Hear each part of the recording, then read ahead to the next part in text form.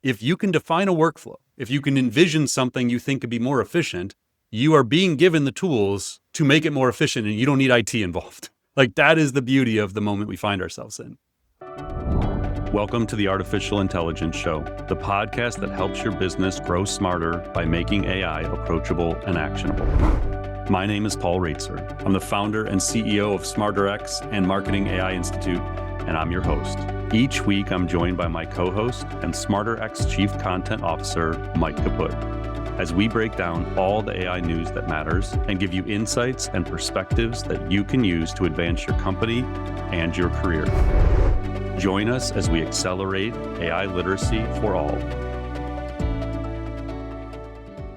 Welcome to episode 184 of the Artificial Intelligence Show. I am your host, Paul Reitzer, along with my co-host, Mike Kaput. We are recording this on December 8th. It is a Monday, 11 a.m. There is a decent chance we're going to get a new OpenAI model, maybe today. Maybe by the time you've listened to this, we may have a new OpenAI model. So as we've said a couple of times, December is probably going to be a pretty busy month. So I would hold on and get ready for quite a number of updates coming soon. So we had some activity last week, but I think it's going to kind of speed up a little bit this week. So this episode is brought to us by AI Academy by SmarterX. AI Academy helps individuals and businesses accelerate their AI literacy and transformation through personalized learning journeys and a new AI-powered learning platform that we just launched last month. It's probably like 3 weeks ago or so. There are 9 professional certificate course series already available on demand, and more are being added each month. Mike has been very busy building AI course series. Usually if I'm in the office and I can't find Mike, he is recording a new course series somewhere. We also, in addition to those, we have our new Gen AI app series. So this is one of the features we were really excited about with the new Academy. Every week, every Friday, we drop a new Gen AI app review. They give you short, focused videos that show exactly what today's most powerful AI apps can do and how to put them to work in your business. So they're like 15, 20 minutes. They're meant to be kind of bite-sized. They're a really good way to learn tools fast. Mike and Claire on our team have been producing most of these. So new Gen AI app series courses drop every week. Some of the recent ones include Nano Banana Pro, Descript, HeyGen, Notebook LM, and Custom GPTs. So if you are not a member yet and you want to become an AI Academy member, not only do you get access to all the courses, you get the weekly Gen AI apps as well as our AI Academy Live. If you are an AI Academy member, don't forget to check in every Friday when those new Gen AI app classes launch. So you can go to academy.smarterx.ai and learn all about the AI Academy and our AI Mastery membership program for both individuals and businesses. All right, Mark. It sounded like Mark. Yeah. So, AI Pulse. So this is week 5? I believe it's week 5. It might be week 6, actually. Okay. Yeah. So AI Pulse, we introduced in November, late October, early November. If you're new to the show and aren't familiar with this, we basically do an informal survey each week. So we take a poll of our listeners. Usually it's between 100, 150 people respond. So again, these are informal polls, but it gives us a really good sense of just like kind of the overall sentiment, what our audience is thinking. And Mike and I have been surprised, honestly, by some of the results. So each week we just ask 2 simple questions. You are welcome to participate. So each week we do go through like a 2-minute recap of the previous week's survey and findings. And then we introduce the 2 new questions. And so you can participate. And you can actually go back on the website and you can look at past surveys. So it's smarterx.ai/pulse. That's where you take the survey, but it's also where you can go back and see what the previous survey was. Okay, so last week we said, with recent reports of AI-related layoffs, how secure do you feel about your specific role over the next 12 months? So Mike, it looks like we've got about 49%, rounding up, says extremely secure. 22% say somewhat secure, 13% neutral, 10% somewhat insecure. Okay. And then 6% extremely insecure. So so our audience feel pretty good. Maybe that's because they're the AI forward professionals in their group. They're the only ones that are doing this. And so they're feeling pretty good about their prospects. But I think, again, this is the whole intention here. This is our audience. These are people who are choosing to listen to an artificial intelligence podcast every week. So I would hope they're kind of at the leading edge of feeling pretty good about where this is going. Right. I think if you took this at a broader audience, a much wider spectrum, you're not going to get those high levels of security, Mike, is I would kind agree of with that. my sense here. And then do you believe we are currently in an AI investment bubble? This has been a topic of conversation on the last couple episodes. I touched on this on my Exec AI newsletter this past weekend. So do you believe we are in an AI investment bubble? Yes, it's a massive investment bubble that will burst is only 2%. Am I reading that right, Mike? Yeah. 34% say yes, valuations are too high, but the tech is real. So like, yeah, fine, but like it's going to be okay. Like this is real stuff. 40%, which is the highest percentage, it's mixed. Some stocks are bubbles, others aren't. 14% say we are not. The current investment matches the potential value. And then 9% say we are currently underestimating the opportunity. Okay, so then if you want to go again, smarterx.ai/pulse, the 2 questions this week, OpenAI, and again, we provide more context as we're sort of going through today's episode. OpenAI faced backlash this week for testing app suggestions, which look like ads in ChatGPT. If ads or sponsored suggestions become a permanent fixture in the tool, would you switch models? So that is the first question. And the second is the latest Challenger report that we'll talk about today cites a rise in AI-driven job cuts. How is AI impacting workforce planning at your organization? So we want to hear kind of what's going on in terms of headcount at your organization. All right, so that's the AI Pulse. Again, you can go to smarterx.ai/pulse and check that out. And we're going to jump into our main topic. So again, if you're a new listener, by the way, quick thank you to everyone who's posting, what is it called on Spotify? Wrapped? Spotify Wrapped. It's crazy. Like we've had so many listeners who have posted their Spotify Wrapped on LinkedIn and tagged us where we are like the number 1 or certainly in the top 3 of their podcasts. I saw multiple people tag us that they had more than 3,000 minutes listened to this podcast throughout the year. So for all of our loyal listeners who are with us every week, we really appreciate it. And it's fun to every once in a while get to like hear from those people, whether it's at a live event or people posting stuff on LinkedIn. So thank you. If you're new to the podcast, maybe you saw one of those posts and figure I'll go check out what these guys have to say. The way we do this weekly, which drops every Tuesday, is we do 3 main topics where we summarize. Mike and I kind of curate about 50 plus resources throughout the week. We then go through on Sunday night and pick what are the 3 main things and then like 7 to 10 rapid fire items. So it runs about an hour and 15 minutes. We shoot for an hour. It always ends up being an hour and 15 minutes. We do 3 main topics and then we do those 7 to 10 rapid fires. So that's how it is. And then everything is published each Tuesday on YouTube, on podcast networks. And we publish all the show notes with the full transcript and every link we mention. It all goes on the SmarterX podcast site. So have at it. Enjoy. If there's a topic that interests you, go, dig into it. All right. With that, Mike, we had a code red at OpenAI last week. Yes. OpenAI, Paul, has declared a code red to combat rising threats from Google and other AI competitors. So according to an internal memo viewed by the Wall Street Journal, CEO Sam Altman told employees the company must marshal resources to improve the quality of ChatGPT as its lead in the AI race narrows. This urgency follows the release of Google's Gemini 3, which recently surpassed OpenAI's models on industry benchmarks and helped drive Google to 650 million monthly active users. As a result of this code red, OpenAI plans to delay several other initiatives, including reportedly its advertising efforts, AI agents for things like shopping and health, and a personalized assistant feature called Pulse. Instead, the company will focus on improving ChatGPT's speed, reliability, and personalization for its 800 million weekly users. Now, to counter people like Google, OpenAI is also reportedly developing a new model codenamed Garlic. Interesting name there. And internal evaluations show Garlic performing well against Gemini 3 and Anthropic's Opus 4.5 in coding and reasoning. And they may have a separate new reasoning model scheduled for release as early as this week.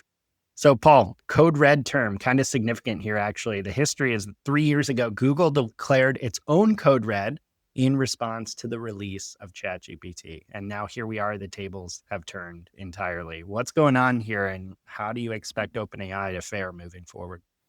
I think the big issue here is like, why is this happening now? And you kind of touched on it, Mike. I think more than anything, it's Google is just flexing its muscles. I talked about, I don't remember, was it like Gemini 2.5 Pro?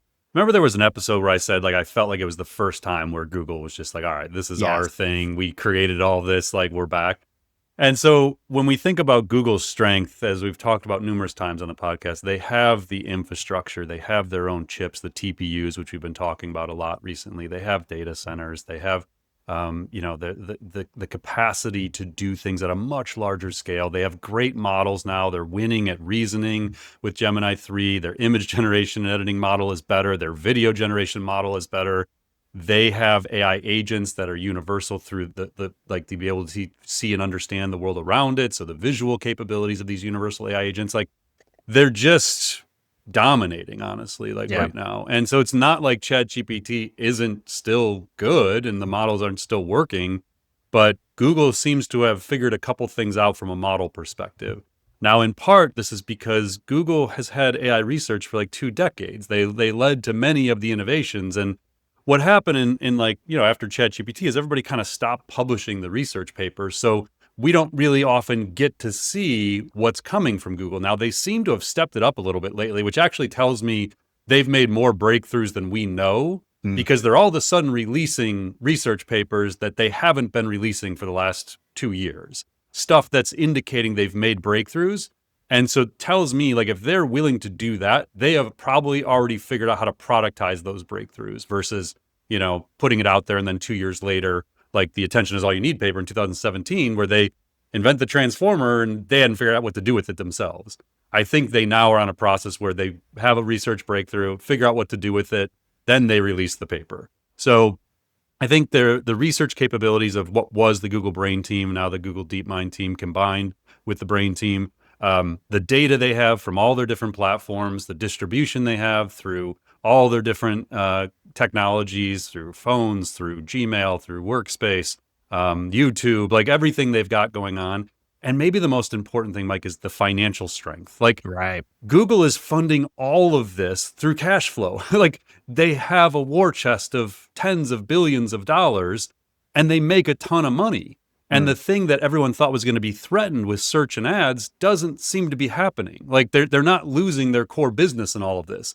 So they have a lot of money to pour into this versus OpenAI, which is doing these complex financial deals. They've announced in the last month, like 1.4 trillion in commitments to infrastructure in partnerships like Oracle and NVIDIA and stuff like that. So they have these really like complex financial deals and industry partnerships. And they have to keep raising massive amounts of money. They have to IPO in the next 18 months or they're just screwed. And so it's not, again, like OpenAI lost its ability to build innovative models and to like keep innovating at the frontier here. Google just has so much more going for them. And it's starting to become very apparent, the power of all of those pieces. The other thing that did come out, and we'll touch a little bit more on this in an upcoming topic, Anthropic is racing towards an IPO and all of a sudden seems to have gotten their groove back. Like in the last 2 weeks, you can just feel the sentiment around Anthropic evolving a little bit to where maybe it's just a better financial model. Maybe their bets on like coding and building automated research assistants and safety and alignment, which is like the founding of Anthropic. It's why Dario Amodei and others left OpenAI to go build Anthropic. It seems like they're a more viable financial model. Now, it might mean their ceiling is lower than OpenAI's. Like OpenAI is trying to do all this stuff. They're building devices. They're stealing employees away from Apple and Meta and all this stuff. And like they've got their hands in everything. And Anthropic just seems like it's laser focused on building AI researchers and coding capabilities. And it's threatening. Like it's making it really hard. And so I don't know. It'll be really interesting to see. Again, like if I was thinking to myself, and again, I always say, like, I'm not giving stock advice to anybody. I'm not giving investing advice to anybody, but I'll go through these thought experiments. Like if OpenAI was a publicly traded company right now, and like if Anthropic was a publicly traded company and SpaceX was the other one that we found is probably going to IPO next year. And then I could invest in any of those three. And then I could invest in NVIDIA and Apple and Google and like the others that are already in the game. I'm probably like real hesitant on OpenAI at the moment, honestly. Like I think the risk profile for OpenAI is very, very high. I think Anthropic is starting to look more like a really good bet. Might not have the overall upside that an OpenAI would, but I think either they become a really strong business or they just get acquired. But I feel pretty good about that. OpenAI is just like scaring me. They're just trying to do so many things, compete in so many different fields. that I worry they're just getting too frayed in like what they're trying to set out to do, just to raise enough money to keep going. Like their financial commitments are so massive. So I don't know. It is totally fascinating. Like I have no idea where this goes, but it is really interesting to watch. Yeah, that lack of focus is brutal for OpenAI because as part of the Code Red, they have to cut back on all the other things that could make them money, which as a result, they're going to have to go raise more. They're going to be in financial straits. And then if they have to switch to revenue again, then we're going to take our eye off the ball on the frontier model and be back in this situation. It sucks. Yeah. And yet, like, so we hear one thing, we're going to focus, and yet we know some version of ship miss is coming. We talked about this last week. So last year they did 12 days of ship miss. So leading up to Christmas, they did a launch each day. Well, that's a pretty diversified approach. If you say, okay, we're going to do this with GPTs and we're going to do this with this code stuff, and you're going to start announcing all of these things, doesn't that actually like divert from your message of focus, where you're stealing resources from teams and like saying everybody's going to make the chat bot better and we're going to improve personalization?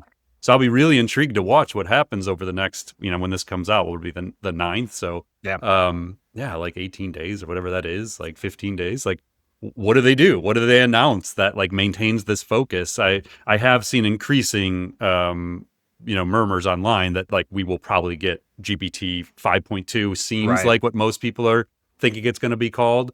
An improved version of what we already have probably this week. And that maybe they hold it till like the launch of Shipmiss or whatever, but they're not going to be quiet. Like we're definitely going to get more indications before Christmas of what they're going to do. All right, our next big topic this week is about OpenAI's competitor, Google, because they have rolled out 2 pretty significant updates. So first, they launched Gemini 3 Deep Think mode, and this is right now for AI Ultra subscribers, their highest tier, which is like $250, I think, a month. And it is, according to Google, a mode rather, quote, designed to tackle complex math, science, and logic problems that challenge even the most advanced state-of-the-art models. Google reports that Gemini 3 Deep Think mode allows the model to achieve industry-leading scores on certain huge benchmarks, including 41% on the humanities last exam benchmark, and that's without using tools. It also achieved an unprecedented 45.1% on the notable ARC AGI 2 benchmark, and this basically measures how close AI systems are to general human intelligence. So those are both pretty noteworthy, even though they're a little wonky in terms of the benchmarks themselves and a little in the weeds, but definitely worth paying attention to. At the same time, Google also introduced Workspace Studio, which is a platform that allows users to create and manage AI agents without coding. So someone can describe a workflow in plain language. So for instance, request a daily summary of all your unread emails, and Gemini generates an agent to automate the task. And these agents integrate directly with Google apps like Gmail and Drive, as well as third-party services like Asana and Salesforce. So Paul, 2 big releases here. First, maybe just talk to us about the significance of Gemini 3 Deep Think, and then I want to hear your thoughts on Workspace Studio, because I know you had some early tests and experiences there. So the Deep Think, again, most people listening to this won't have access to or use Deep Think. So we'll just talk kind of at a high level of why this matters. First, as I say often on this podcast, this is a reminder that you and I do not have access to the most powerful models these labs have. Yeah. They very often have far more powerful, unrestricted versions of what you and I end up getting after it goes through safety and alignment. And then even we might not get access to them. So one, keep that in mind, that this is an example of the kind of more powerful model. They're only going to release it to Ultra because it requires a lot of compute to deliver it, and also because they just want to see how it's used probably. So it's also a good reminder, again, if you're kind of new into this space, we are living through currently 3 scaling laws. So the first scaling law in AI was this idea of pre-training, that we give it more compute, we give it better data, we train these things on more NVIDIA chips, and they just get smarter and more powerful. So that's like the core models, like a GPT 5.1 or Gemini 3. They go through a pre-training process where they're given data, they go into these data centers and they build these more powerful general models. Out of that comes kind of a raw model that then goes through post-training. So this is the principle that an already trained model's performance can be predictably improved through optimization techniques applied after its training. This is things like fine-tuning, reinforcement learning that makes the model smaller, faster, more accurate, more specialized, more personalized, things like that. So that's post-training. So these are both scaling laws, meaning they're kind of following this scientific law so far. Like it may stop, but like as of right now, this is true. And then the third is what's called test time compute. And that's the emerging principle that a model's performance on a difficult task can be improved by allocating more compute power at the moment of use, or what we call inference. So this means you get a better answer from the same model by letting it think longer or double check its work before giving a final response. So deep think, so we have Gemini 3 thinking, now you have deep think. And what that means is it's giving it more time to think at the time of inference when you and I would use it. So those are the three main scaling laws that appear to all be holding true at the same time, and that's what's allowing a lot of these breakthroughs. So in terms of Google Workspace, I was super excited about this. So we've known this was coming. We saw versions of these capabilities where you go in and build your agents back, Mike, when you and I were at the Google Cloud Conference in April.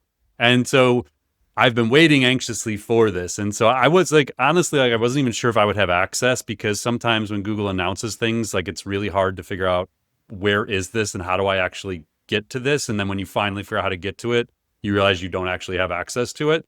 So I woke up Sunday morning and I was like, all right, I'm going to go, like, I got some time while I'm drinking my coffee to figure this out. I go in, I eventually find the link to get into it, and it works. Like I'm there. I'm like, oh my God, this is amazing. So you go in and it's really clean interface. And you can create an agent, you can discover, or you can click on and view my agents. And then it has a bunch of templates for you of like suggested things. I was like, okay, this is really cool. And it's all tied to Google Workspace. So if you're not a Google Workspace customer, you don't have Sheets and Docs and things like that, this isn't going to be for you. But if you are, and according to our research last week, Mike, what was it, like 50-some% of our people use Gemini every day? Yeah, it was a big portion. Yeah, so our listeners generally do, use Google Workspace.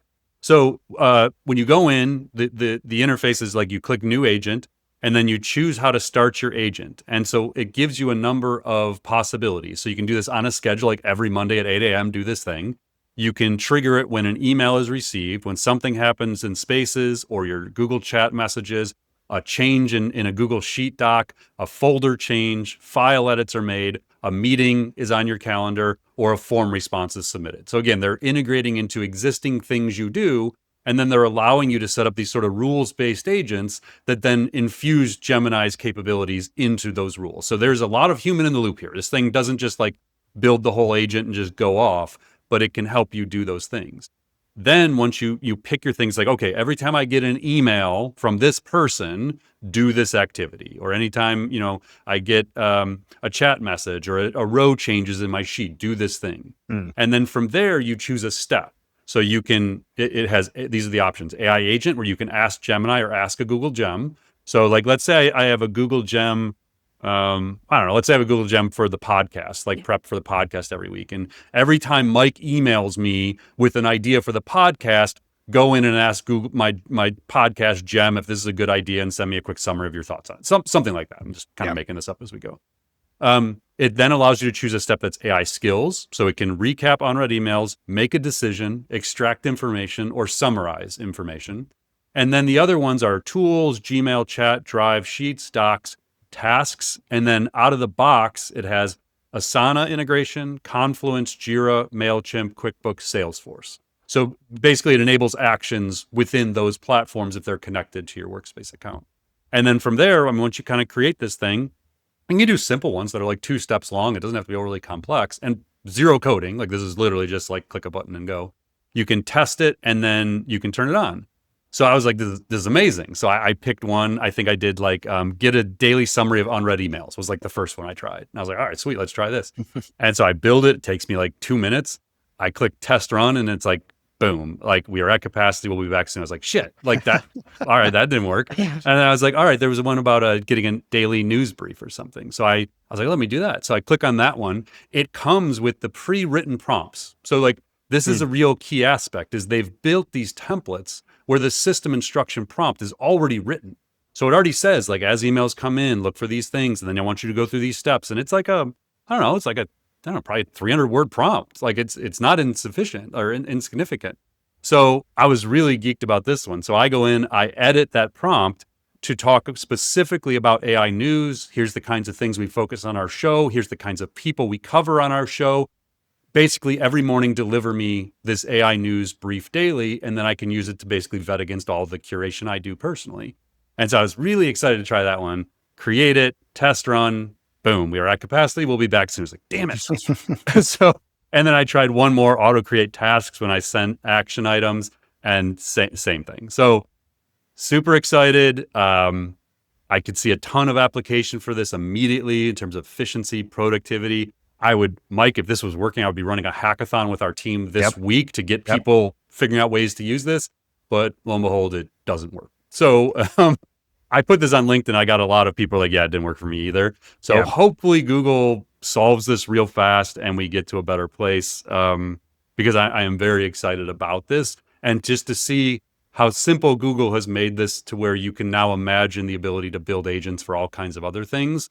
But they just got to figure out whatever the bugs are that are causing this. It can't be a compute thing. There's no possible way this is a capacity thing. These are not heavy compute intensive things. These are basically text-based automations, which tells me this is far more of just like a flawed rollout than it is like they're not providing enough compute to it kind of thing. Do you got any thoughts on that, Mike? Yeah, one interesting thought here, without kind of tooting our own horn too much, is that this is one of the big reasons we teach so much about kind of evergreen fundamentals when it comes to AI, because if you look here, I can now integrate all the gems that I have created, if I have created them. I have workflows that are mapped out for everything I do. Each step, if possible, has gems running it. This is based on that infrastructure. This is ready for me to turn on and run 200 miles an hour rather than having to build out all that stuff out of the gate. So really interesting to see the benefits of kind of doing that basic blocking and tackling stuff when it comes to AI literacy day in and day out. Yep, for sure. It's a great point. Because like if you're listening to like, what the hell's a gem? Why do they keep saying this gem thing? What is that? Yeah. It's Google's version of custom GPTs and ChatGPT. Now, if you're asking us what the hell is a custom GPT, like you're at that beginner stage and that's fine. Like that's good. Like you're here and you're thinking about these things. But to Mike's point, like this is why the AI literacy matters so much. Like you have to understand these very basic things that are possible with no coding ability. Any knowledge worker can get in, build a gem, build a custom GPT, set a rule because you know what your workflows are. You build tasks all day long of like how I'm going to get something done. That is basically where we're at with AI, is like if you can define a workflow, if you can envision something you think could be more efficient, you are being given the tools to make it more efficient and you don't need IT involved. Like that is the beauty of the moment we find ourselves in. So I'll just note a quick word of caution. So I had put this on LinkedIn on Sunday, like my experience with Workspace Studio. And Daniela, someone I'm connected to in my network, had flagged for me like, oh, are you sure this is safe? And I was like, yeah, like it has all my data already. And then she actually replied with a Tech Radar article that was unrelated, like it's for a different Google tool, but the point is well taken. And so I'll just flag this. So we'll put the link in, but Google also recently released something called anti-gravity. And there was a instance where it wiped the hard drive, basically the Google Drive of a developer, because it was given access to these things and the developer asked it to do one thing and it actually did a different thing. And there was no way to recover this thing. And so I think it's just like something to keep note of, that as we start to rely, I think these workspace agents are largely benign when it comes to these risks. But if you're starting to connect to these APIs and you're allowing access and like administrative capabilities, we are nowhere near from a business perspective ready for that kind of thing. And these tools are pretty raw, as we see already. Like I can't even get the thing to work, and it's a simple rules-based agent. So just keep in mind that there are definitely more risks that come as we start to do these things. All right, our third big topic this week. Speaking of risks.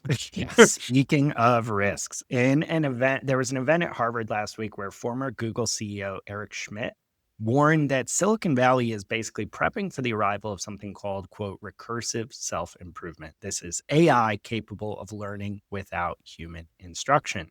It's not possible today, but he said Silicon Valley insiders believe it is, quote, very, very close, and that we could soon see the ability for computers to do things like write their own programs, generate their own math conjectures, discover new facts, and more in the next 2 years. Now, Schmidt said that was kind of the bullish Silicon Valley timeline. He said his own timeline for this happening is just a little longer, 4 years, not 2. But he did mention, quote, it's happening, end quote, happening very quickly. Now, perhaps coincidentally or not, OpenAI has launched something called their Alignment Research blog, which is a new platform specifically dedicated to the safety challenges of self-improving systems. So the company describes this as a public lab notebook designed to share safety work earlier in the research lifecycle, including sketches, notes, and technical deep dives. According to OpenAI researcher Jasmine Huang, the content is written by researchers for researchers to encourage the pressure testing of ideas. And OpenAI openly states that while the upsides of something like superintelligence are enormous, the risks of this recursive self-improvement are, quote, potentially catastrophic if models cannot be robustly controlled, audited, and aligned with human values.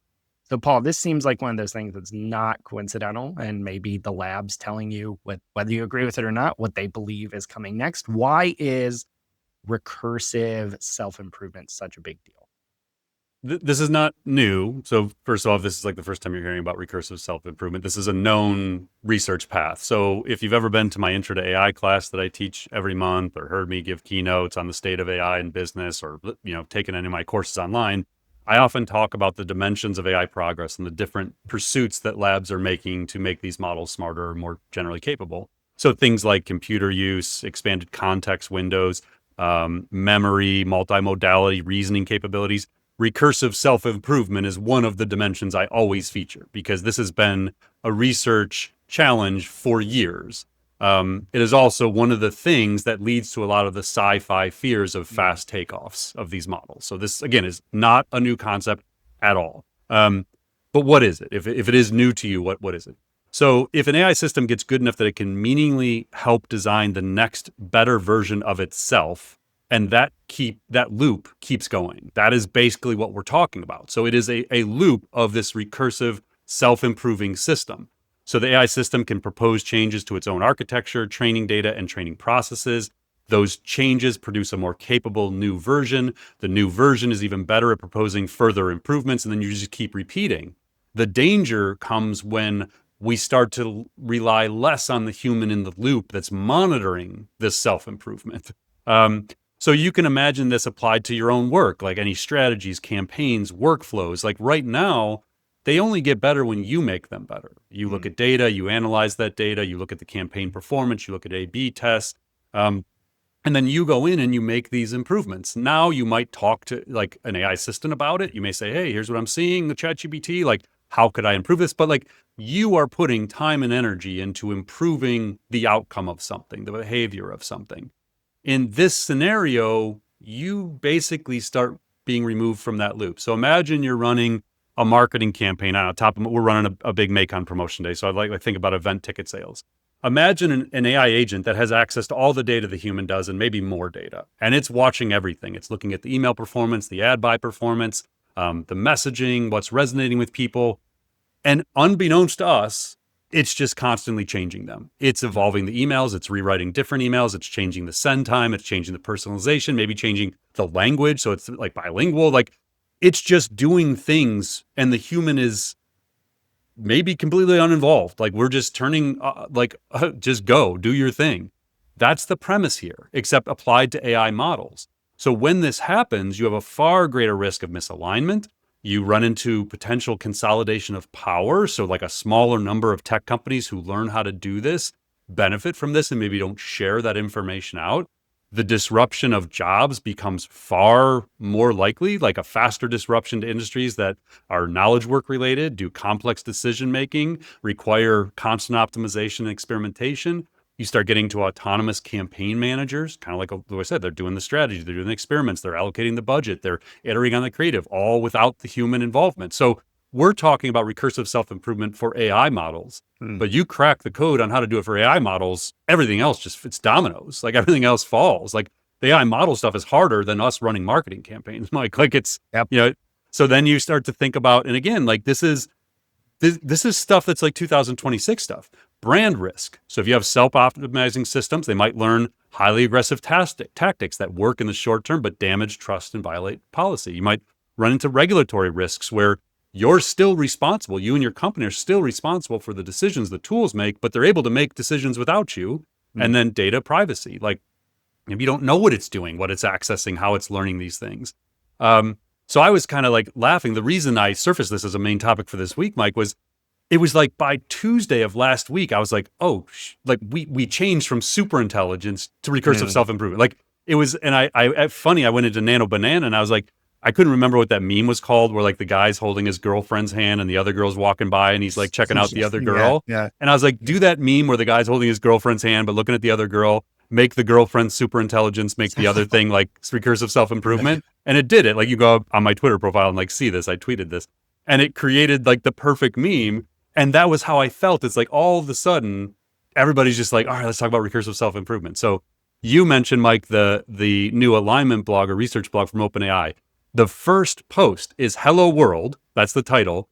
The very first line of the first post of the research blog from OpenAI says, at OpenAI, we research how we can safely develop and deploy increasingly capable AI, and in particular, AI capable of recursive self-improvement.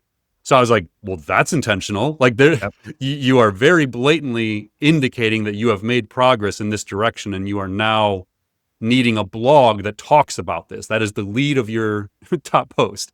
Then the one you mentioned about Eric Schmidt. So he was talking, again, former CEO and chairman of Google. He said, so I pulled the transcript on this. We'll put the YouTube link in there. So the question is, what happens over time? You have language, agents, and reasoning. Isn't that what we do, meaning humans? We do stuff, we communicate, we do actions. The San Francisco, meaning Silicon Valley consensus is that at some point that stuff comes together and you get what is called technically recursive self-improvement.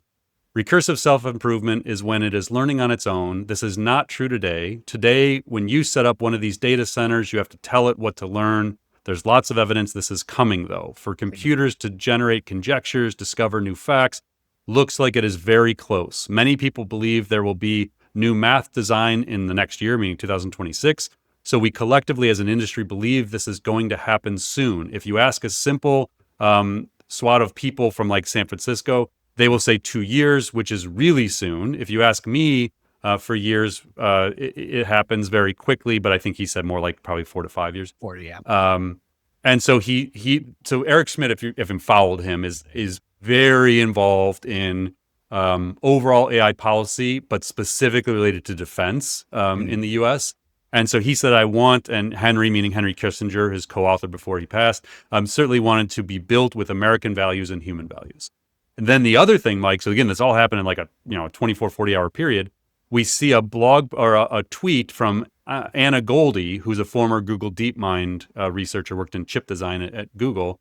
She tweets, excited to announce that Azalea Miracina and I are launching Recursive Intelligence, a frontier AI lab creating a recursive self-improving loop between AI and the hardware that fuels it. Today, chip design takes 2 to 3 years and requires thousands of human experts. We will reduce that to weeks. This will be incredibly hard. We co-founded the machine learning for systems team at Google Brain. There we built Alpha Chip, a reinforcement learning agent for chip placement. And then she went on to say, our immediate goal is to dramatically accelerate chip design. Next, we plan to design chips end-to-end, given a machine learning workload, unlocking a Cambrian explosion of custom silicon. Finally, we will close the recursive loop. We will build our own chips, train our own models, and co-evolve them on a path to superintelligence. AI design better chips, chips train better AI. They announced they're raising a $35 million recently, valuing that company at $750 million. So what does this all mean, Mike? Accelerated AI progress toward AGI and superintelligence, which is what we're talking about all the time. Accelerated risk of the fast takeoff that people worry a lot about, that these things just self-improve beyond our ability to understand what they're doing. Accelerated likelihood of the labs working more closely together as it becomes more tangible. So again, keep in mind, OpenAI, Anthropic, Google, these people sometimes are roommates. The researchers, like as we recently found out with Shoto and Dorkesh, they are certainly often friends, hanging out at the same parties. They talk. If a safety researcher at Anthropic knows that they've unlocked it and they're a few months away from doing this, you better believe they're telling their friends at Google DeepMind and that they're talking to each other. And at some point, if it becomes obvious to them that the milestone is near or already achieved, it is far more likely these labs actually start communicating more closely, because this is the thing they're all worried about. If this happens, and it seems like it's going to, This also accelerates the likelihood of political divide, AI regulations becoming reality very quickly, and negative responses from society. This morning, I saw a tweet from Bernie Sanders, again, political. Both sides are saying everything. They have no idea which side to pick. Like, is this good? Is it bad? Is it going to destroy jobs? Is it going to ruin human life? Like, everybody's trying to figure it out. So Bernie Sanders this morning, the greatest challenge now facing humanity is whether AI and robotics are designed to improve human life or whether these technologies will undermine democracy and privacy and make the wealthiest people on Earth even richer and more powerful. And this leads to, like we saw past week, Google DeepMind has an open job for a research scientist to explore, this quote, to explore the profound impact of what comes after AGI. Key responsibilities include defining critical research questions within these domains, collaborating with cross-functional teams to develop innovative solutions, and conducting experiments to advance our mission, spearheading research on the influence of AGI on political institutions, economics, law, and human relationships, developing and conducting in-depth studies to analyze AGI societal impacts across key domains, looking at, create a map of potential outcomes of what happens when we achieve AGI, and then building and refining measurement infrastructure and evaluation frameworks for a system evaluation of AGI societal effects. So, like, again, we're spending the time on this as a main topic because I think everyone has to understand this is a major change if they're right. If Eric Schmidt is right, if Google's need for post-AGI world researchers is right, if all the other labs that are talking about recursive self-improvement are right, then the path to AGI and superintelligence accelerates, and all of these other things come with it. So this is actually a very pivotal piece of all the other topics we talk about. Yeah, and I suspect if any of it is even close to right, whether they use the term recursive self-improvement in the headlines in the next few years, we're going to look back on this and say, okay, this was the piece that made whatever advancements, whatever innovations, whatever disruption possible that we're going to be talking about a few years from now. Yeah, we've talked in recent months a lot about the idea of all these labs trying to automate AI research. Yeah. This is how you do it. Like, you have to have recursively self-improving models if you want to automate AI research and take, rather than running, I'm just going to make up a number for context, but like, let's say a given AI lab like OpenAI runs 500 experiments in a year of like potential ways to evolve the model, potential ways to handle pre-training, post-training, things like that. What if they can run 50,000 experiments next year? Like, through these automated, that's what they're trying to do. And to do that, you need some element of this recursive self-improvement, because there's no way you could hire as many humans as you want. They're never going to be able to oversee all of this. All right, let's dive into some rapid fire topics for this week. First up, OpenAI is facing some backlash after testing a new feature that integrates third-party app suggestions directly into ChatGPT conversations. TechCrunch reported the controversy began when Yuchen Chin, a subscriber to the $200 per month pro plan for ChatGPT, posted a screenshot on X showing ChatGPT suggesting the Peloton app during a completely unrelated chat about, in this case, Elon Musk and XAI. So users started to criticize this placement, fearing that OpenAI was introducing advertisements into its paid subscription tiers. In response, OpenAI's data lead for ChatGPT, Daniel McCauley, clarified that the Peloton app placement was, quote, only a suggestion, not a paid ad, stating there was no financial component involved. He did admit that the lack of relevancy to the active conversation of this app recommendation resulted in a bad and confusing experience. A company spokesperson confirmed the incident was part of an ongoing test to surface apps naturally within chats. Currently, these integrations are in pilot testing for logged-in users outside the UK, Switzerland, and the European Union. They cannot, at least for the moment, be turned off by the user. Now, Paul, this was pretty shocking in terms of some people do not seem to like the possibility of ads at all, even something that seems like an ad in ChatGPT. I'm curious, is OpenAI overestimating how tolerant users will be of ads in ChatGPT? Because that seems to be a pivotal point in their strategy eventually. All I know is it's a really bad look. Like, and again, I've listened to a lot of podcasts with OpenAI leaders. I mean, all the time, but like certainly in the last few months. And the thing you start to get a real sense for is, I mean, they're obviously moving really fast. They're under tremendous pressure to dramatically accelerate revenue, open new markets, get the next round of funding. They are hiring executives from everywhere, like very well-known executives who need to come in and make their imprint, make their mark. Obviously, personalization, which leads to personalized ads, is like a key component of what they're going to need to do to make this work. And from everything I hear from listening to these interviews, they do not have a rigid product roadmap. Like, it is open experimentation. There's lots of kind of shots on goal. And then it sounds like things just sort of bubble up, and then they get resources quickly, and like decisions are made. And all of a sudden, there might be people at OpenAI have no idea they're going to be testing apps, and all of a sudden it's in ChatGPT, and people are getting blowback everywhere. People are pissed. Like, I'd be pissed. Like, I'm paying $200 a month for Prolix. I don't want to see some like completely irrelevant recommendation for an app in there that looks like an ad. That's annoying. And I'm paying the $200 a month. Like, I don't want to see it.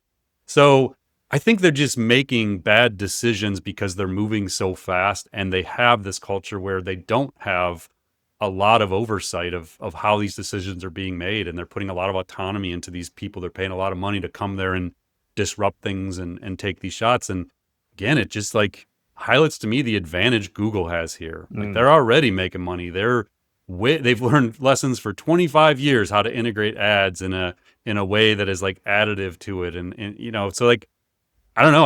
I just feel like we're going to keep seeing missteps. And again, I'm not meaning to be negative towards OpenAI here. It's just the reality. They are very much a scale-up company, like maybe like we've never seen. And they got to figure a lot of things out real fast, and they're getting hit from all sides. And I think they're just going to keep making missteps. And this is just a bad one. Like, it's, again, they're these like these own goals. Like, they're doing stupid stuff that any average leader would have known not to do that. And like, these are really smart, talented people that are greenlighting things that just, it's so obvious you wouldn't do. Like, talk to your communications team once. Like, there's just no way you do this. So that's the part, like, they got to get past that. And I know they're doing a million things at once, but I just hate to see good companies making really bad, obvious mistakes. Like, you take a big risk or do an innovation, it doesn't work, fine. But when you do something, it's like, what are you doing? Like, again, like, we're not experts at this, but like, you look at it and like, that doesn't make any sense that you would have done that. That's the kind of stuff that bothers me and like piss me off if I was the leader in the company. It's like, how are we doing this? Well, it seems like the internet agrees with you, at least in this corner of X, because people are overwhelmingly unhappy about this. Yeah. All right, next up, there's some talent shakeups at Apple. Apple is first overhauling its leadership across AI as they navigate delays in their product roadmap. The company announced that John Giandria is stepping down as the senior vice president for machine learning and AI strategy. He's being replaced by Amar Subramanya, a researcher who previously led engineering for Google's Gemini assistant and served as a vice president of AI at Microsoft. According to The Verge, the transition follows internal struggles to modernize Siri, which saw its latest AI-powered features delayed earlier this year. Subramanya will report to software chief Craig Federighi and oversee critical areas, including foundation models and machine learning research. Now, at the same time, Bloomberg is reporting that Meta has hired Alan Dye, Apple's head of user interface design. They've hired him to lead a new studio focused on AI-equipped hardware. He'll be reporting to Chief Technology Officer Andrew Bosworth, who oversees Reality Labs. That group is tasked with developing wearable devices like smart glasses and virtual reality headsets. So this is being seen, Dye's departure, as a significant loss for Apple because he was overseeing the interface design for the Vision Pro and iPhone X. Giandria will remain as an advisor at Apple until his retirement in spring 2026. So, Paul, big shakeups, it seems, happening in Apple. You're a longtime watcher and fan. What does this mean for them in the short term? I don't know. I mean, every day it's like, man, another executive's leaving. Like, this has been the last 5 days, including over the weekend, just like every day I go on X, there's like a new story about, another person leaving or another person threatening to leave. Lots of rumors that Tim Cook is on his way out, sometime either, early next year or, later next year. Yeah. And like, who's going to replace him? Yeah, I mean, there's just a lot going on there. Vision Pro, they made a big bet on, didn't work. They spent $10 billion on cars for, a decade, didn't work. Siri sucks, has sucked for, Siri's turning on my phone as I'm saying Siri sucks. Yes. Sorry, Siri. it's bad, and like it's obvious to everybody, and they just haven't figured it out. So part of this is like they need a shakeup, but you don't want great executives leaving during that shakeup who you see being part of the solution moving forward. So I'm not sure how this ends. I just glanced at the stock. It's down over the last week. It's down 2%. During that time, like the Dow is down. The Dow's up 1%. Nasdaq's down. I don't know, 0.5 or something. Like it's not like the stock is getting punished, and especially like Monday morning, you would think that this would have had some effect. And I don't know. I mean, it's 2% isn't a massive thing for them. And I have no idea if that 2% has anything to do with the executives. So I don't know. I would expect Apple to have been punished more by their inability to figure out AI. So I think there's probably some investors who would be excited by the idea that there's going to be a shakeup and maybe they're going to go figure this out. I don't know. I'm as an investor in Apple, I am a little bit like worried. But at the same time, I feel like they're just such a great, stable company, and they're gonna figure this out. And when they do, they're gonna get rewarded. It's almost like their stock isn't factoring in them figuring out AI yet. And so I feel like if they do, and they do it in an elegant way, and they do it in a very aggressive way, they could benefit. But I think a lot of this has to do with like the future is going to be vision based. It's going to be some form of glasses, or what they tried to do with Vision Pro, which didn't really work. Technically it worked, but like from a market response didn't work. And everybody's trying to like hoover up the talent that can make the breakthroughs or lead to the productization of the next user interfaces. And so it's just going to be wildly competitive between OpenAI and Meta and Google and Apple when it comes to that next generation of user interface. Next up, we've got a couple of stories related to Anthropic. So first, Anthropic has reportedly hired legal counsel to prepare for an initial public offering, an IPO. According to the Financial Times, the company has tapped the law firm Wilson Sonsini to begin work on a listing that could occur as early as 2026. The report suggests this is part of their race against rival OpenAI to reach the public markets, both companies obviously grappling with astronomical costs of training AI models. Anthropic is currently negotiating a private funding round that could value the business at more than $300 billion. Now, sources characterize talks with investment banks as preliminary about this, but an Anthropic spokesperson stated that operating as if they are publicly traded is, quote, standard practice for a company of their size. They added no decision has been made on when or either whether to go public. Now, interestingly, at the same time, another story, Anthropic is also developing its own models to conduct qualitative research at unprecedented scale. The company has introduced something called Anthropic Interviewer, a new tool powered by Claude that's designed to conduct automated adaptive interviews with users about their experiences with AI. So this initiative aims to move beyond analyzing chat logs to actually understanding how people feel about and use AI outputs in their daily lives. So they did an initial study using this tool of 1,250 professionals, and they gathered data from the general workforce, from scientists, from creatives. And they've now launched a public pilot of this tool, inviting eligible Claude.ai users to participate in short interviews to further inform the company's societal impact research. So, Paul, first, the IPO seems like it could be a huge deal. And then I'd love to know what you make of this AI interviewer. Yeah, the IPO, I kind of alluded to that earlier. I mean, I think Anthropic is just getting a lot of very positive sentiment right now for their direction. And I think they would do very well in an IPO. I've said many times, like I feel like Apple should have like bought them. I mean, Google has 14% ownership in Anthropic. AWS is invested. Like everybody's got a piece of it. But I don't know. Like it would seem like someone would try and get them before they IPO. I guess is what I'm saying. But I don't know that that's going to happen. The interviewer thing, Mike, piqued my interest significantly. So I've mentioned on the show a few times, like I think of SmarterX in large part as a research firm. You know, we use our podcast as a real-time distribution channel for the things we're learning and sharing. And so I think a lot about what does the future of research look like. And as soon as I saw this, I was very intrigued. And so with the link in, you can go kind of check out how this works, but I'll just give you a quick high level. They say the Anthropic interviewer operates in 3 stages: planning, interviewing, and analysis. So planning, in this phase, Anthropic creates an interview rubric that allows it to focus on the same overall research questions across hundreds or thousands of interviews. but which is still flexible enough to accommodate variations and tangents that might occur in individual interviews. They develop a system prompt or a set of overall instructions for how the AI model is to work to give Anthropic interviewer its methodology. This is where we included, being Anthropic, the hypotheses regarding each sample, as well as best practices for creating an interview plan. This was established in collaboration with an actual human-based research team. And then after putting the system prompt in place, the interviewer used its knowledge of the research goals, which they included in the blog post, to generate specific questions and a planned conversation flow.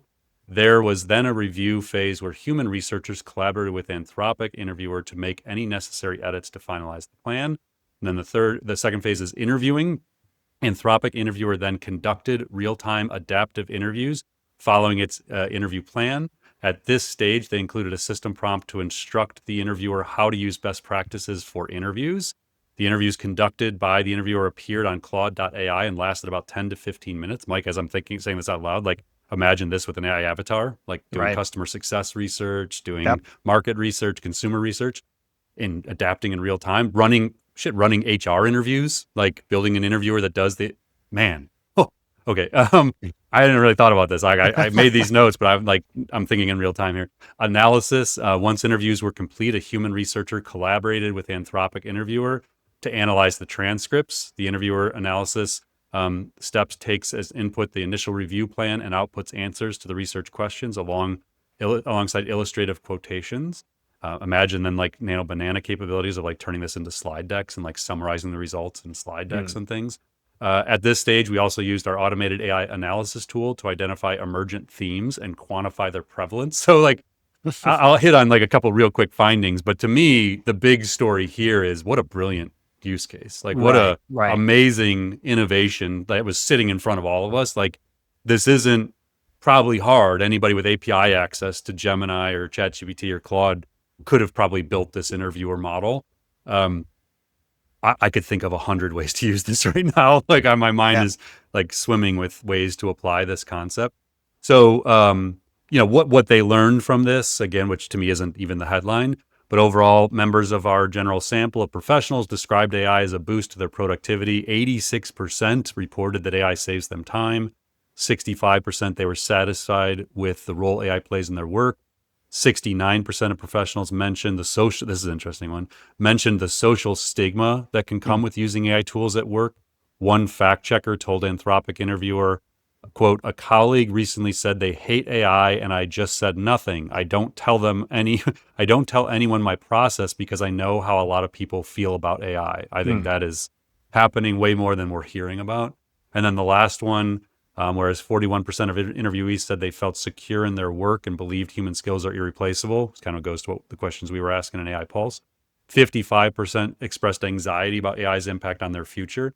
25% of the group expressed anxiety, who expressed anxiety said they set boundaries around AI use. For example, an educator always creating lesson plans themselves, while 25% adapted their workplace roles, taking on additional responsibilities or pursuing more specialized tasks. So again, great research. It's fun to see. And this gets beyond just the coders, which historically has been the issue we've had with Anthropic's research, is it's dominantly talking to people who do coding. This seems to get outside of that with a nice sample size of knowledge workers. But again, the interviewer one, like if you're like me and you're listening to this, like your mind is probably just spinning with ways you could use that kind of technology in interview processes, customer surveys, market research, all those things. Like, man.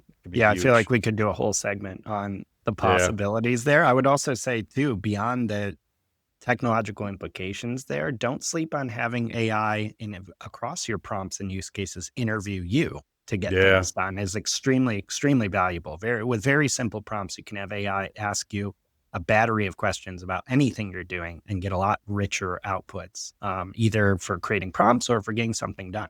Yeah, one of the highest rated talks we had at MakeCon 2025 this year was Jeff Woods, who is the author of the AI Driven Leader, and he shared his CRIT framework, which is like a prompting framework. And I think the big breakthrough for a lot of people who love that framework is the idea of have the AI interview you and have it ask you one question at a time.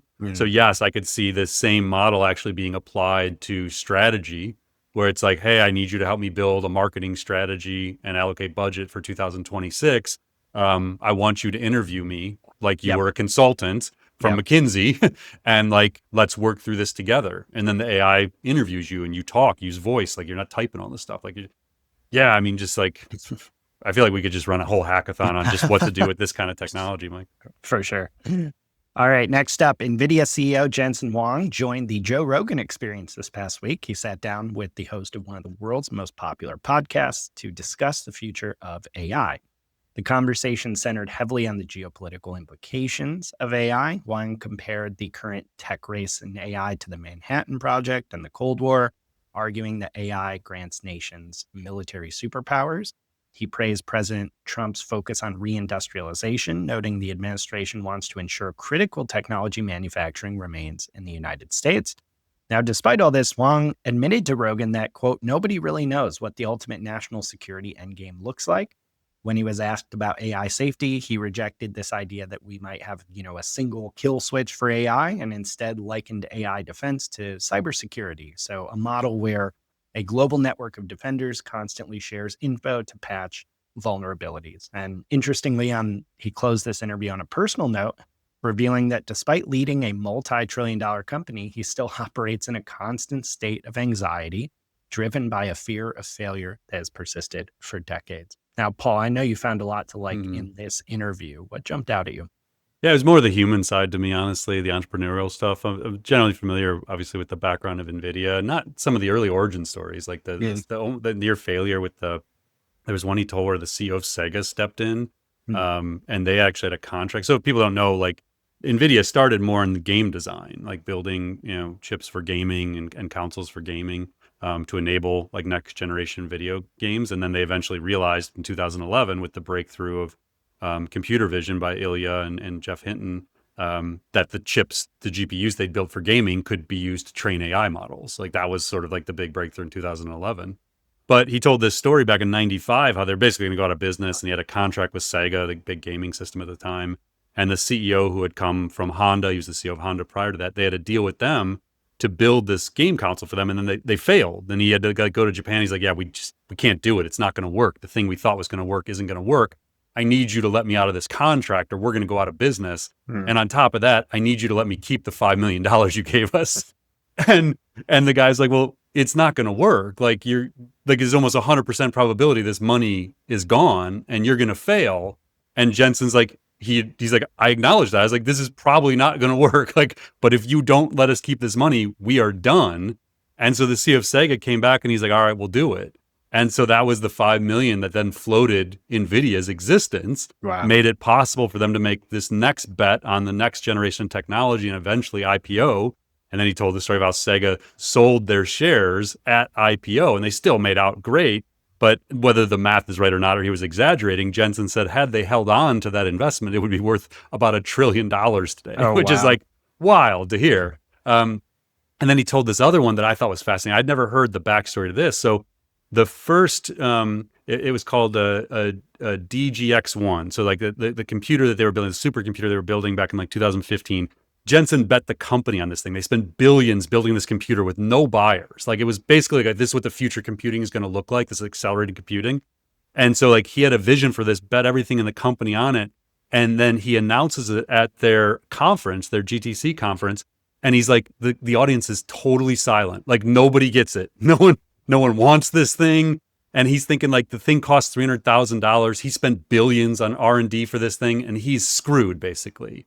And so then he's doing an event with Elon Musk and they're actually talking about the future of autonomous driving. They're on stage together and he's explaining this chip. And Elon's like, I actually have a company that might need that. It's a nonprofit.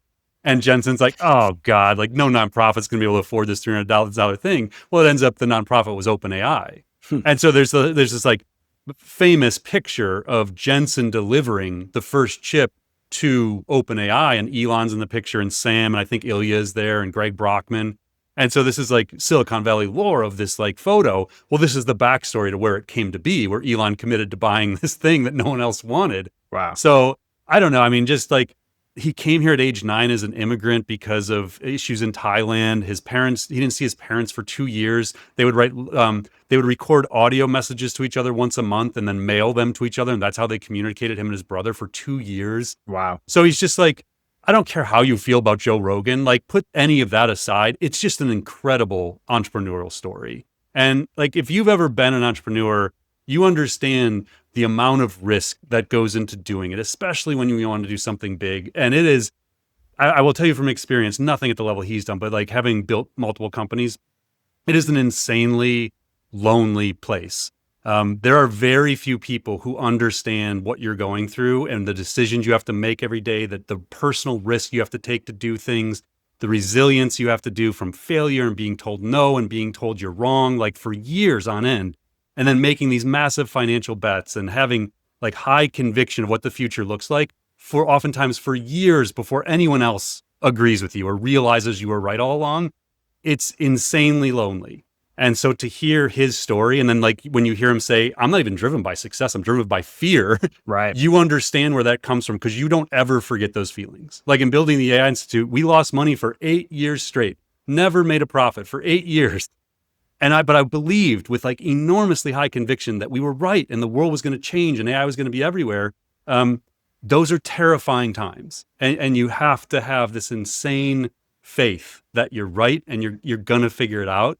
And so I think like, just if you only listen to it as an entrepreneurial story, like it's incredible. And it helps you, again, if you're not an entrepreneur, you've never been on that side, maybe you work for an entrepreneur, it might help you understand a little bit better the entrepreneurial mindset and like why maybe entrepreneurs seem a little crazy to most people, because we have to be. I love that. All right. In less inspiring news, Perplexity, the AI-powered search engine, is facing lawsuits from 2 major newspaper publishers regarding its use of copyrighted journalism. The Chicago Tribune filed a complaint in federal court alleging copyright infringement, arguing that Perplexity delivers the newspaper's content verbatim to users. Now, this lawsuit targets Perplexity's use of retrieval augmented generation, or RAG, which is a method used to verify data sources. The Tribune alleges Perplexity's Comet browser uses this technology to bypass paywalls and generate detailed summaries of articles without permission. Perplexity's lawyers previously stated the company did not train models on the Tribune's work, but acknowledged the system may receive non-verbatim factual summaries. The New York Times also filed suit stating Perplexity copies journalism to power its product without compensation.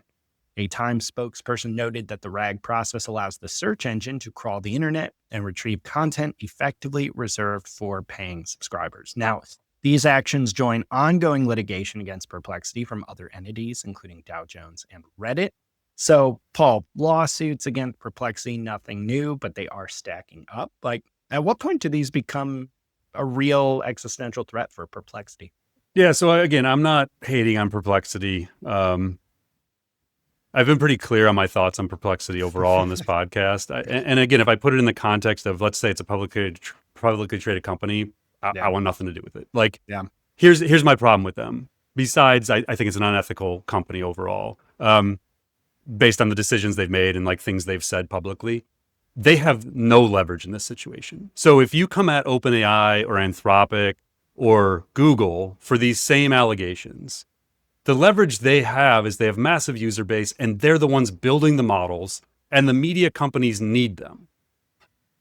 Perplexity doesn't build their own models. The media companies don't need Perplexity. They have a very small segment of the market. It does not affect these media companies. So I think they're going to have to settle these lawsuits or they're going to lose their company. Who's going to give money just to settle lawsuits when you have no leverage to change the behavior of these companies against you moving forward? So I just feel like they're in a really tough spot where they're going to have to probably settle for hundreds of millions, if not billions of dollars that they don't have. And they have no leverage to do licensing deals. What are they licensing? They're not the ones building the models. Right. So that's the out for these other companies, is Meta can show up and say, hey, let's license real-time data and we'll spend 20 billion with you over the next 3 years. Perplexity's not doing that. Like, that's the difference. So again, is it good tech? As a listener, maybe you love their tech. Maybe it's the one you use because it gives you access. That's great. Like, I'm not disputing that it's good tech and it's interesting as a company.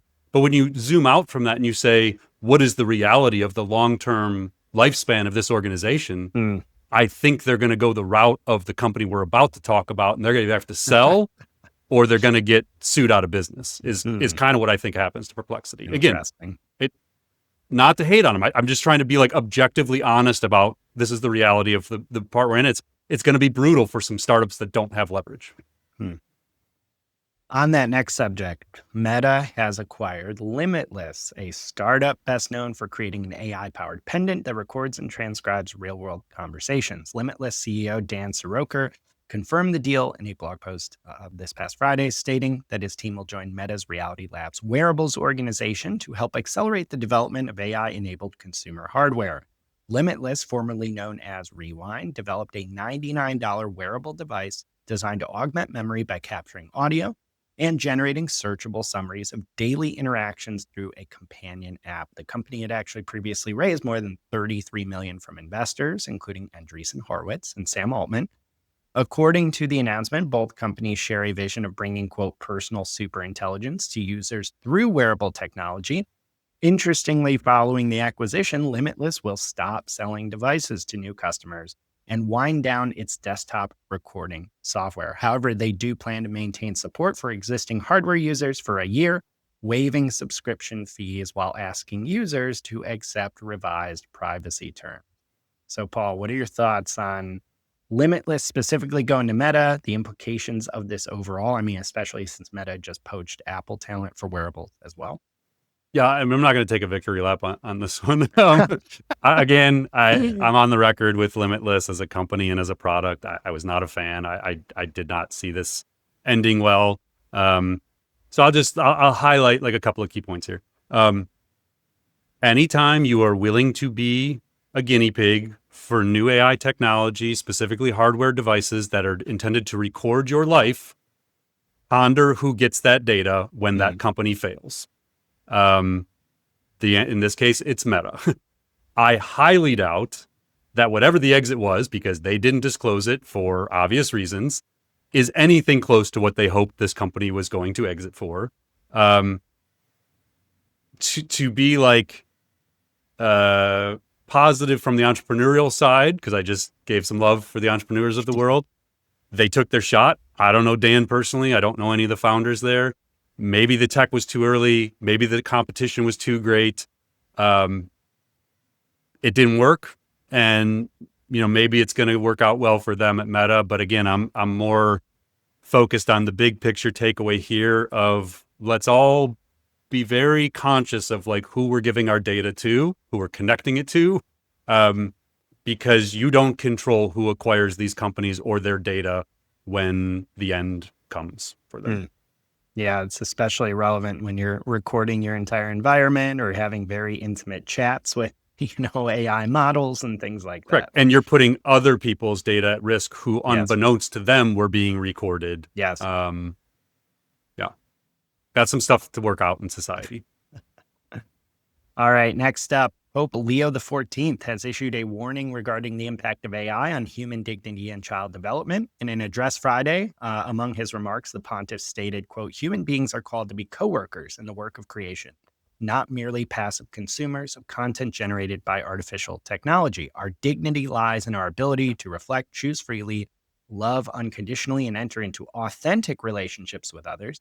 Recognizing and safeguarding what characterizes the human person and guarantees their balanced growth is essential for establishing an adequate framework to manage the consequences of artificial intelligence. He basically warned that the technology's current trajectory causes serious concerns about humanity's capacity for critical thinking and risks concentrating power in the hands of a few. So this speech actually is not the first he's given. It escalates a growing tension, interestingly, between the Vatican and Silicon Valley. For instance, last month, venture capitalist Mark Andreessen drew a bunch of heat for publicly mocking the Pope on X after he tweeted that AI carries ethical and spiritual weight. So Andreessen, as we've talked about, views AI deceleration as dangerous to human life, but he did delete the post. And it basically showed, Paul, that the Pope seems to have emerged as a leading voice for the moment on the kind of pro-human side of the AI debate. It seems like another signal AI is becoming a lot more of a hot button social issue. What do you think? So again, if you're new to the show, my political views, my religious views, Mike's political views, they're irrelevant. Like we are This is not a show about our opinions and trying to convince anyone of anything. The reason we talk about politics, whether it's Bernie Sanders or Donald Trump or Josh Hawley or Ron DeSantis or whomever, the reason we talk about religion, with the Pope, is because it affects people and and the people need to know. So in the world, 1.4 billion people follow the Pope. It's the largest, Catholicism, largest sect of Christianity. In the United States, 68 million people identify as Catholic, roughly 20% of the US population. The Pope is infallible. Like, I was raised Catholic for 12 years. Like, if the Pope says something about AI, then 20% of the US adult population is supposed to believe that. So if the Pope is making AI a key part of his agenda, that matters. It affects the way people think about AI, the way they respond to AI. So that's why we track this stuff. It's why we report on this stuff. We are not offering opinions one way or the other of whatever the Pope is saying, whether you personally should care. What we're saying is there's a whole lot of people in the world who care what the Pope says, and it affects what they think, what they believe, and how they act. And so it's really important that you have that context as you start to think about how society is going to respond to AI moving into 2026.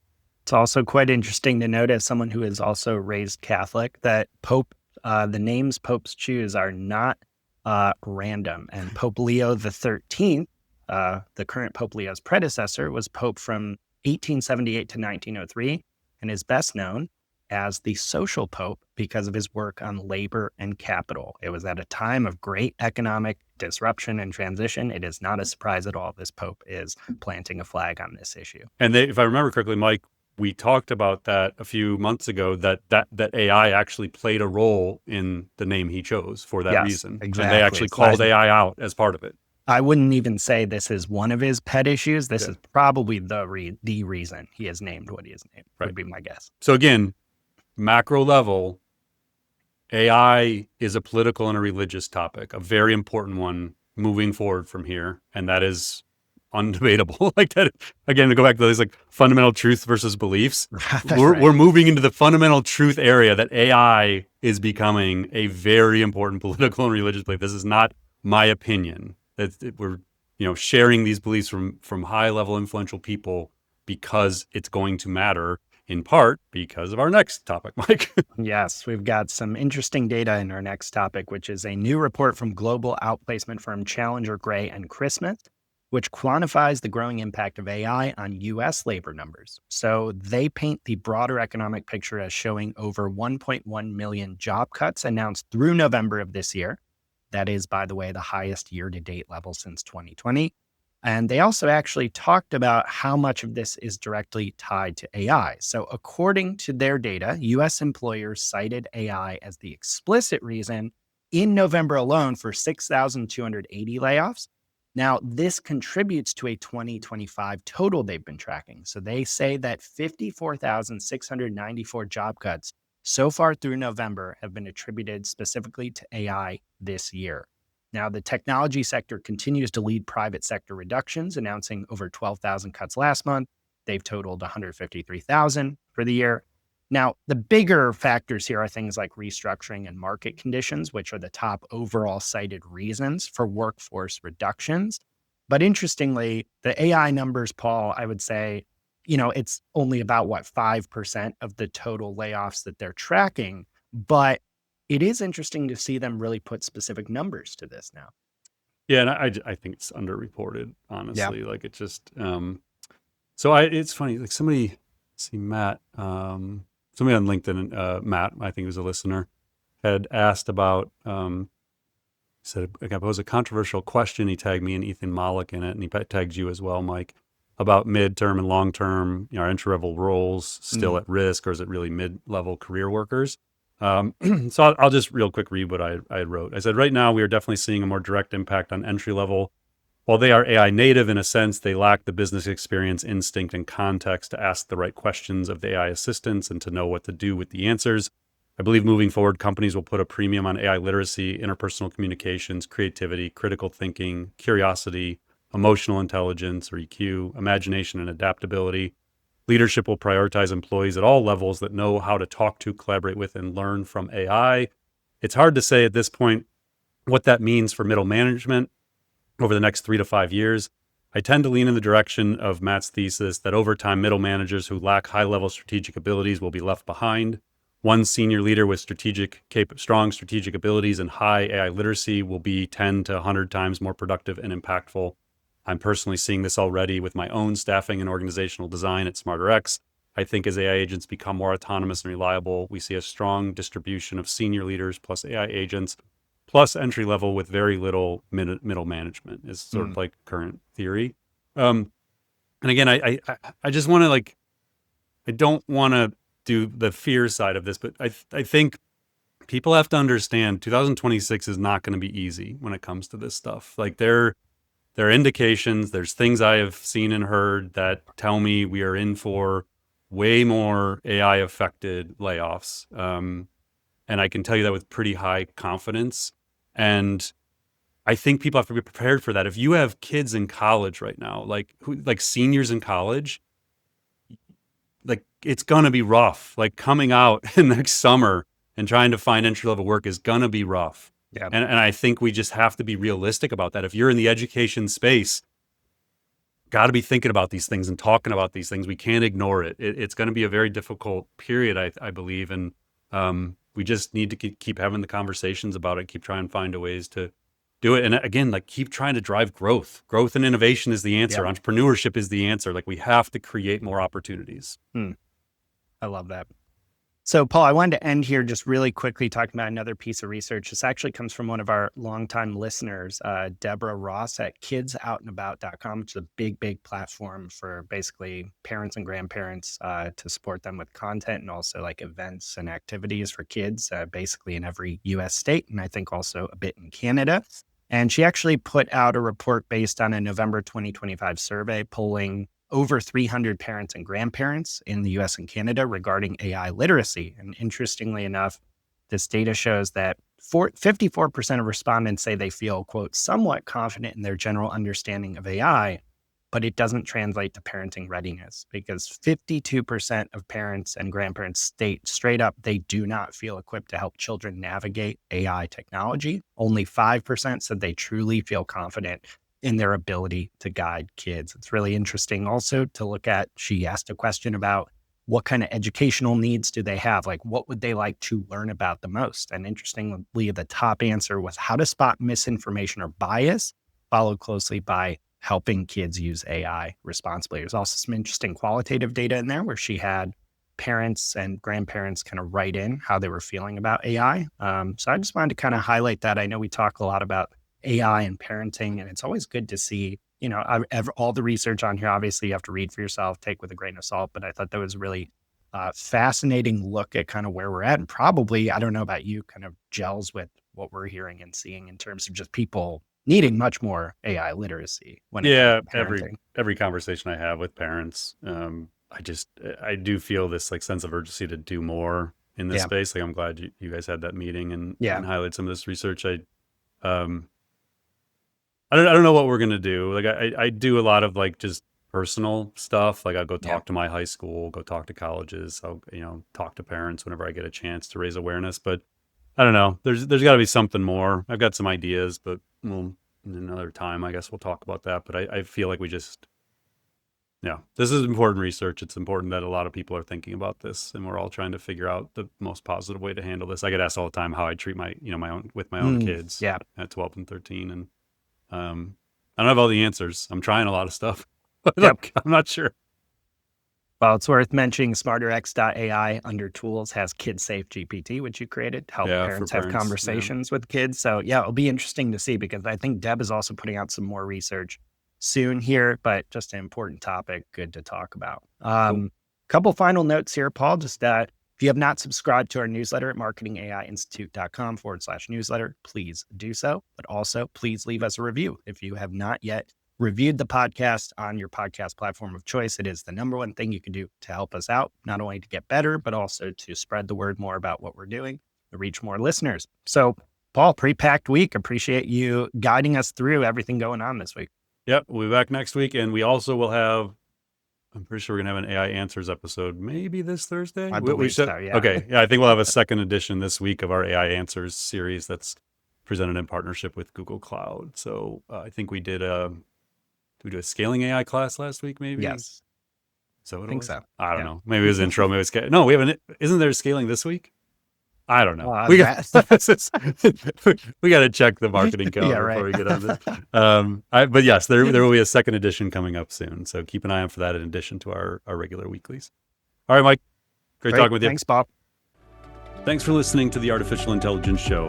Visit SmarterX.ai to continue on your AI learning journey and join more than 100,000 professionals and business leaders who have subscribed to our weekly newsletters, downloaded AI blueprints, attended virtual and in-person events, taken online AI courses, and earned professional certificates from our AI Academy, and engaged in the SmarterX Slack community. Until next time, stay curious and explore AI.